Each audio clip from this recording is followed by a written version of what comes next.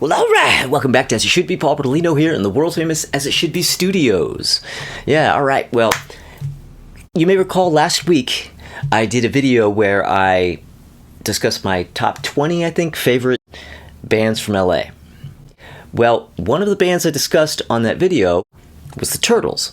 And I decided that this week I wanted to do a ranking of all the Turtles singles. So that's what this is. Yeah, I'm ranking the 19 Turtles singles from 65 to 69.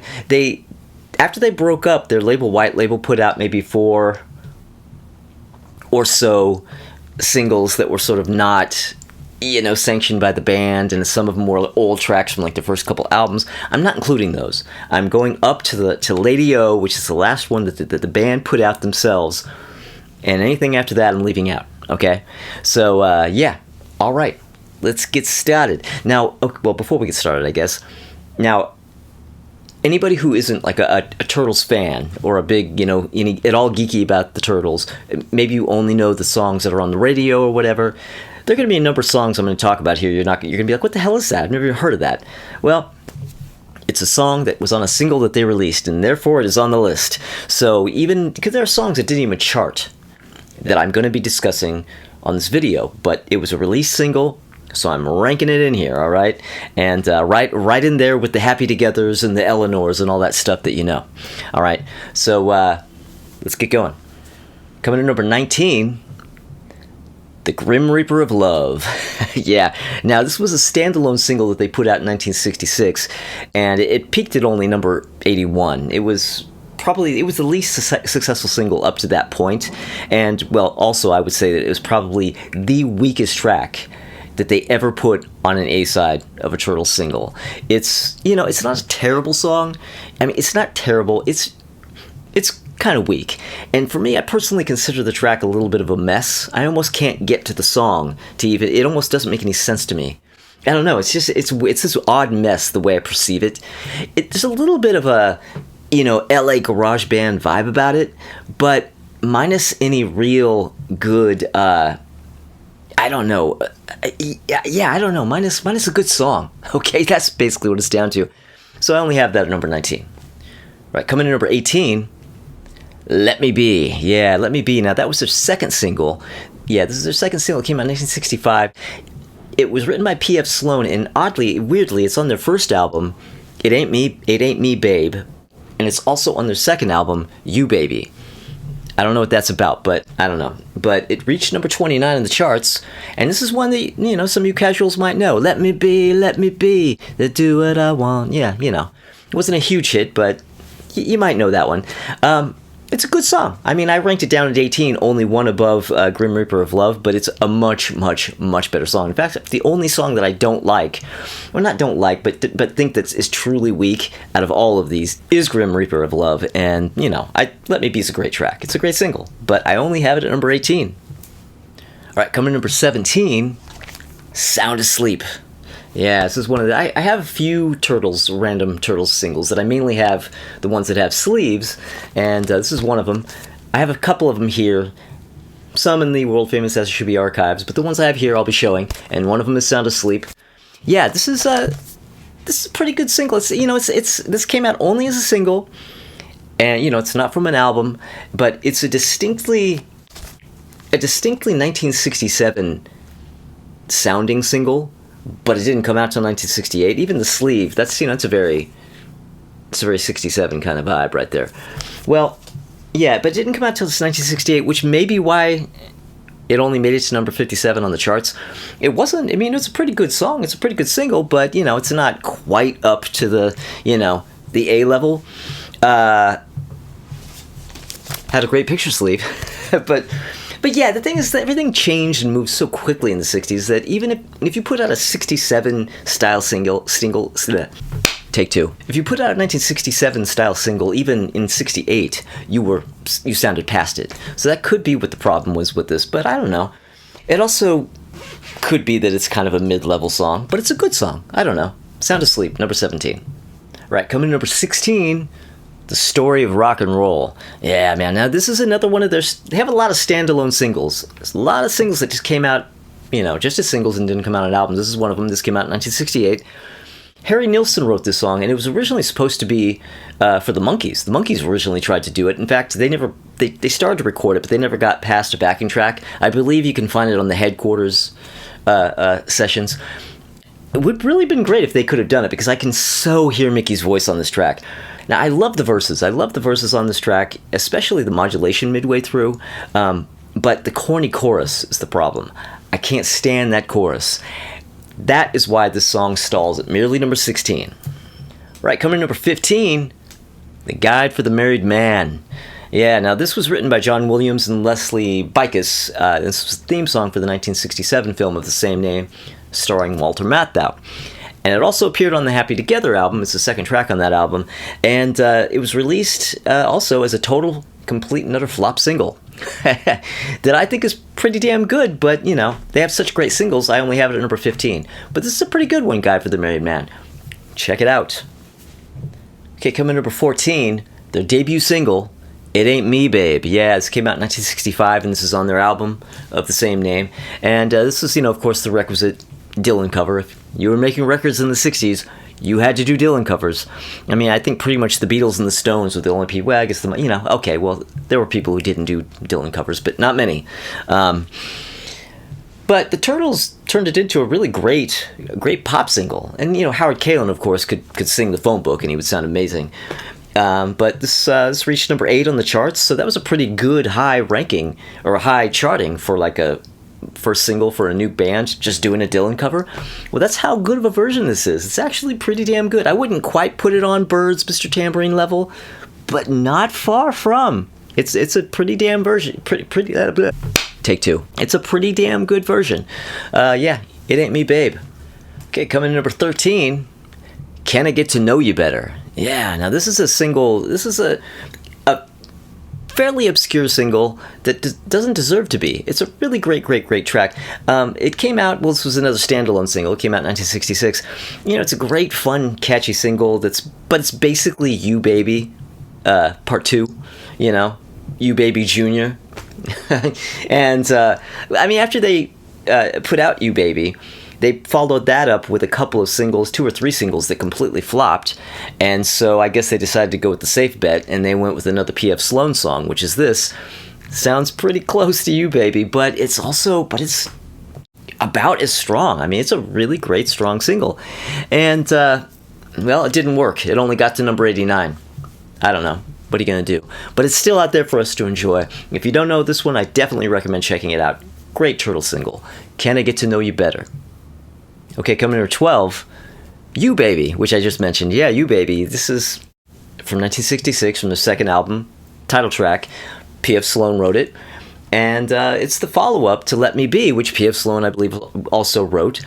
And but this was written by P.F. Sloan and who was it? Steve Barry. And, it got up to number 20 on the charts there, so it was a bit of a hit. Like, you heard this on the radio with a fair amount of regularity. And in fact, all you casuals out there, you probably know this one. From the time I fall asleep till the morning comes, I dream about you, baby. Nobody but you. Yeah, you know that song. Yeah, it's a great single. And I have it at merely number 12 because that's how good the Turtles singles are. That a single of that caliber only makes number 12. Okay, so coming in number 11, Lady-O. Yeah, the final Turtles single, or the final official band approved Turtle single, and it came out in 1969. It was only a single. They didn't put this on an album. Rhino, years later, when they put out the unreleased, the unfinished Shell Shock album, they added this to it, but at the time it was just a single. And it was an early Judy Sill composition, before she had albums of her own, before she was signed to Geffen or any of that. She had written this song, and she managed to get it to the I keep wanting to say the Byrds, to the Turtles. Well, it was produced by her then husband, Bob Harris, so there was a little connection there. That's probably how she got the song to them. But yeah, it's a great song, a great single. It's gorgeous, like orchestrated ballad with Howard Kaylan singing. Come on. Yeah, you cannot lose. Lady-O. All right, so I'm going to pause here for a moment in between my number 11 and my top 10 for a little commercial, all right? As It Should Be t-shirts. Yeah, I'm wearing an As It Should Be t-shirt. See this? See, yeah, all right. There's this. And there's also this, the cartoon t-shirt. If you want one, link in the description below. If you don't want one, carry on. Okay, so coming in number 10. Coming in number 10. You Know What I Mean. Oh, thought I had it down here. Well, you know what it is? I have that. I actually have the sleeve for You Know What I Mean, but I don't have it here. And so it's not down there. But this is a Bonner and Gordon song. They went through a period where they, Happy Together, Bonner and Gordon wrote Happy Together, which was, of course, their only number one hit. It was huge. So then after that, they had quite a few attempts at having another huge hit with Bonner and Gordon songs. Once or twice they hit pretty big. This one really well. I guess this charted in the summer of '67 and got up to number 12, which is pretty good. But I find that kind of odd because I don't think of it as really being that big of a hit. But it charted way higher than You Baby or Let Me Be, which I really would consider bigger hits, but what do I know? I mean, it was the 60s. I wasn't there, so what do I know? But You Know What I Mean? Great single, number 10. Okay, it's coming to number 9. She's My Girl. Yeah, She's My Girl. Man, what a great late 1967 psychedelic single written by Bonner and Gordon, who wrote Happy Together. And there's a really, really cool music video made at the time that you can find on YouTube. I recommend checking it out. I mean, it's a great song to begin with, but if you watch the video, the song just becomes that much better because it's just such a great time capsule, just with great double exposure kind of things, with close-up of Howard Kalin's face, with the sun blasting through the trees, double exposed, 60s kind of imagery. Awesome shit. She's My Girl, great single. Okay, coming in number 8. Happy Together. Yeah, I have Happy Together only at number 8. You could argue that Happy Together is their greatest single, and objectively it probably is. There's just others I like more. Admittedly, there's a bit of a burnout factor that comes into play, but Happy Together is one of the greatest singles of all time. It's an absolutely unbelievable single. It's 1967. As I mentioned, it's the Turtles' only number 1. And Bonner and Gordon. Bonner and Gordon wrote this, and well, there you go. I mean, I don't know what I need to tell you. It's Happy Together. I have it merely at number 8. What are you going to do? Okay, coming in number 7, House on the Hill. Yeah, House on the Hill, man. Oh, now this is from Turtle Soup, the last album they released as a band before they broke up, from 1969. Now, this was produced by Ray Davies, and Ray Davis, to all you people who know how to pronounce it properly, but Ray Davies. Anyway, so Ray Davies produced this record, and it sounds like it. Yeah, this track reeks of Something Else by the Kinks / Village Green kind of era Kinks. I mean, just absolutely. You could easily just take out Howard's vocal and put Ray's on that, and you wouldn't think anything of it. Oh, that's a Kinks track. Yeah, it's absolutely. I love the hell out of this. Now, it didn't chart at all. It was a complete flop as a single, but well, I don't know what to tell you. The audience was wrong. The record buying public was wrong. This is a great single, and from a great album. Turtle Soup and House on the Hill, number 7. Coming in number 6, another great Bonner and Gordon single from 1967 from the Happy Together album. The opening track on side 2 of the album came out as an incredible single. You know this one. She'd Rather Be With Me. Oh, yeah. Some girls like to run around. Yeah, you know this song. Yeah, what a single this is. Now, there were 3 Bonner and Gordon written songs on the Happy Together album. Happy Together, of course, She'd Rather Be With Me, and there's another song called Me About You. Not Me Without You, Me About You. I'm getting it mixed with the Monkey song, which is absolutely incredible. It's only an album track. It didn't come out as a single, but man, actually, I think White Whale did actually try putting that out as a single, as one of those post-breakup unofficial singles. Maybe, if I'm not mistaken, but that doesn't count. But in its day, it didn't come out as a single, and that's a damn shame because it's right up there. It is a great, great, great song. But She'd Rather Be With Me is what I'm talking about. I mean, but what do I need to say about that? You know that. This is one of the biggest Turtles hits. It's great. I mean, it's wonderful. It's perfect. It's, yeah, I mean, it's She'd Rather Be With Me. I have it at number 6. It's fucking kick-ass, and you know it. Coming in number 5, Outside Chance. Oh, man. What a single. This is one of the greatest flop singles of all time. Yeah, it didn't chart at all. Like, this was a complete flop. Now, this was a single only. Another one of their standalone singles came out in 1966. Now, this was their 5th single, and it came out as the follow-up to The Grim Reaper of Love. Now, inexplicably, like I said, it didn't chart, whereas Grim Reaper of Love at least made it to like 81 or whatever the hell it was, 87. But this is one of their strongest singles, and somehow it just completely misses the charts at all. I don't understand. You know, it has great 12-string guitar over a pretty hard rockin' track, catchy, melodic, great electric piano solo, and even a cowbell. Oh man, you know, I can't say enough about this track. If there's any track that you haven't heard that I'm mentioning that you need to check out, this is it. This is a kick-ass track. Great single, Outside Chance. Right, coming in number 4, Eleanor. Yeah, Eleanor. Whoo, man. What a single Eleanor is. And yeah, as you can see, I have a copy. As you can see, I need a better copy. This is the only copy I have of this, and it's pretty crappy. This is probably the most common Turtles picture sleeve, I believe, so I should probably get a better one. But anyway, Eleanor. Yeah, 1968. This is from the Battle of the Bands album. Yeah, the Turtles present the Battle of the Bands. Great album. And Howard Kaylan wrote this song.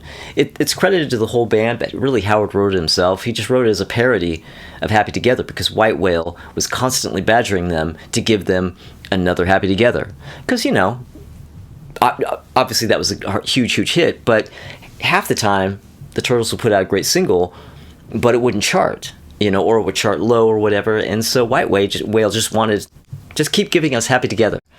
And Howard, of course, was annoyed by this, so he wrote this just as a total parody of it to give to them, be like, yeah, here you go, here's your fucking Happy Together. Figuring they'd be like, oh, okay, this is crap, and toss it aside and stop bugging him. Well, no. He ended up writing this incredible song. They recorded it, and just like the arrangement, the production, and the performance of it, it completely works in spite of Kaylan's intentions and the ridiculous lyrics. Still manages to be an absolutely gorgeous 60s pop single. I mean, what are you gonna do? I mean, what are you gonna do? Eleanor. Okay, coming in number 3. You Don't Have to Walk in the Rain. Ooh, man.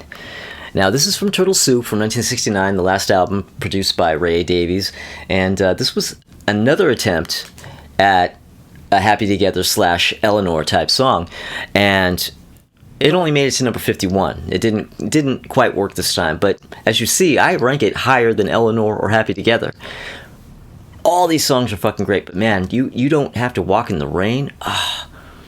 Man, in the what is it, like a Farfisa? There's like a Farfisa on it. Beep, beep, beep. Oh man, what a great single. I can't believe actually that this didn't become a hit. Like, this screams hit.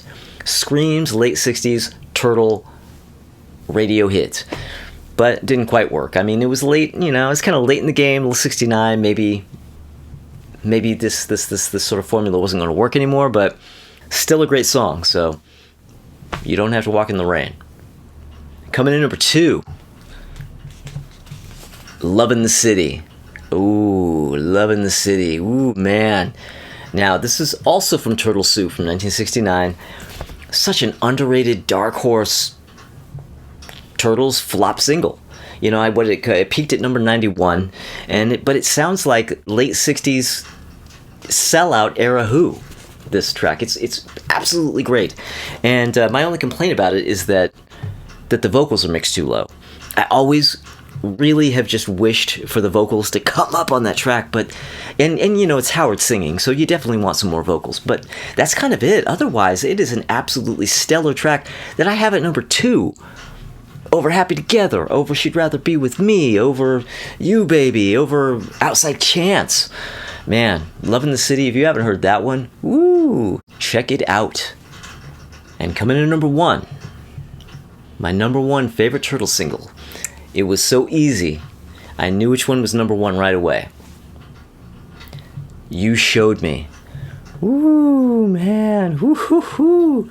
Yeah, this is from the Turtles Present the Battle of the Bands, the 1968 album, but this came out as a single in 69. And, you know, it's one of the greatest moody pop singles of all time. It's absolutely gorgeous, one of the most beautiful singles of all time. It was written by Gene Clark and Roger McGuinn from the Byrds during the earliest days of the Byrds, before they were even fully formed, when they were just kind of doing a duo act in a club. They wrote that song. And then they got Dave Crosby in, and, you know, they were still, you know, they did some demos, and they did demos of different things, including this. But this song they ended up just discarding for whatever reason. You can find their version on the Pre-Flight album, which is a collection of early, you know, pre-Byrds demos. Their version isn't a pimple on the arse of the Turtles. The Turtles took this and made an absolute stunning track out of it. And yeah, I can't say enough about it. And easily my number one Turtles track. Well, Turtles track overall, maybe, but definitely my favorite Turtles single, You Showed Me. All right, there you go. That is my ranking of the 19 Turtles singles. And thank you, everybody, for watching, and thank you, everybody, for subscribing if you have. And if you haven't, please consider subscribing. If you do, click the little bell because of notifications. But come back on Thursday, because Crystal Durant and Tommy Von Voigt are going to be here, and we're going to be discussing our favorite live albums of 1977.